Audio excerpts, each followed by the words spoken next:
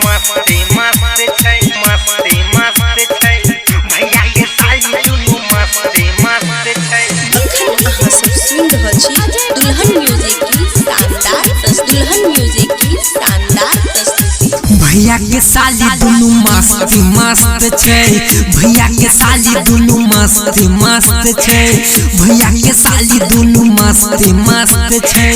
एगो छै गोरकी एगो सबरकी एगो छै गोरकी एगो सबरकी दुनू के जोड़ी जबरदस्त दस्त छै।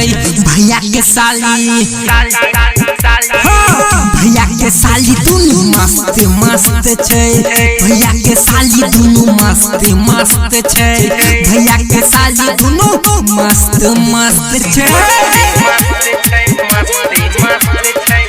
भैया के साली दुनू मस्ती मस्त छै भैया के साली दुनू मस्त मस्त छै। अहाँ सब सुन रहल छी दुल्हन म्यूजिक की शानदार प्रस्तुति। देखै में लागै छै सबसे अलग रे हरदम लगबै छै सेंटे गजब रे देखै में लागै छै सबसे अलग रे हरदम लगबै छै सेंटे गजब रे। भैया के गेलो ससुरा बैठैया दुनू बजरा होठ में लाल लगोने लागैया हमरा खतरा चुमा त दे में दुनू टंच छै। भैया के साली भैया के साली दुनू मस्त मस्त छै भैया के साली दुनू मस्त मस्त छै भैया के साली दुनू मस्त मस्त छै। भैया के साली दुनू मस्ती मस्त छै भैया के साली दुनू मस्त मस्त छै।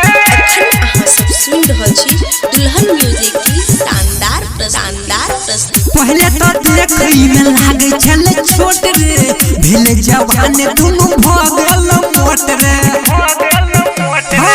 पहले तो देखै में लागै छले छोट रे भेले जवान दुनू भ गेल मोट रे। कहैया हमरा खाली आबैया दुनू हाली गोदी में बैठ के कोड़ा में सैट के गोपिन गोरैया रह व्यस्त व्यस्त रे। भैया के साली भैया के साली दुनू मस्त मस्त छै भैया के साली दुनू मस्त मस्त छै भैया के साली दुनू मस्त मस्त छै। अहाँ सब सुन रहल छी मदनेश्वर स्थान मदना से दुल्हन म्यूजिक की शानदार प्रस्तुति।